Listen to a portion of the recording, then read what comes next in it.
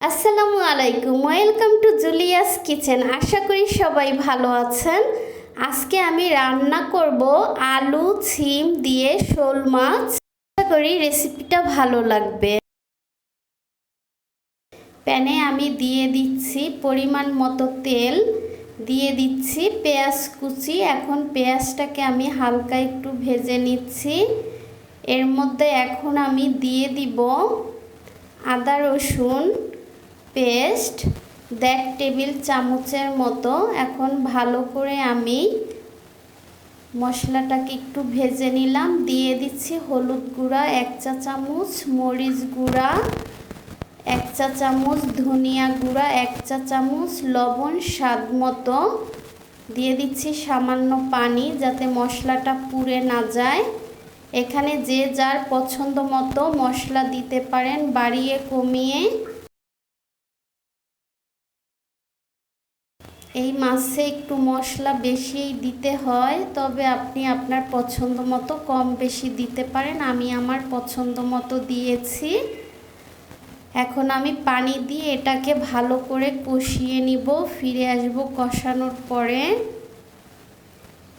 আমি খুব বেশি মশলা আসলে আমার পরিবারের সবাই খেতে পছন্দ করে না, তাই আমি আমার মতোই দিলাম।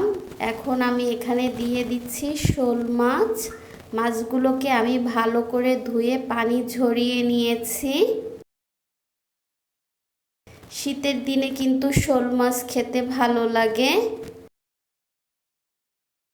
যে কোনো সবজি দিয়েই এই মাছটা খেতে খুব ভালো লাগে। কে কে পছন্দ করেন?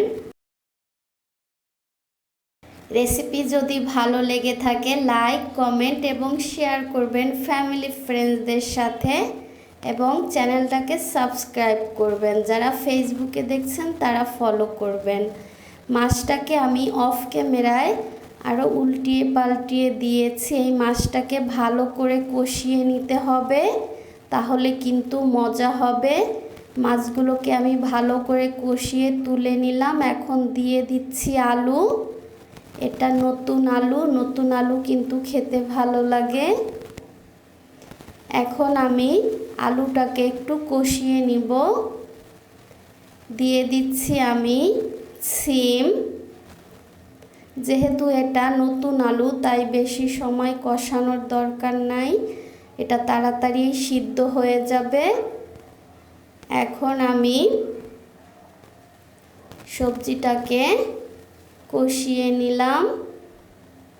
একটু নেড়ে ছেড়ে দিবেন, মাঝে মাঝে খেয়াল রাখবেন যেন পুড়ে না যায়। আসলে রান্না কম বেশি সবাই পারেন, কিন্তু নতুন রাঁধুনিদের জন্য আসলে একটু প্রবলেম।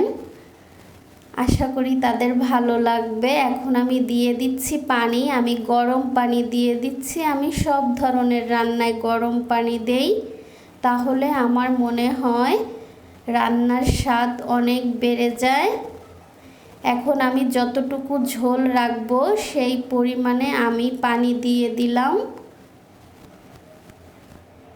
এখন আবার আমি ঢাকনা দিয়ে ঢেকে এটাকে পুরো সিদ্ধ করে নিব।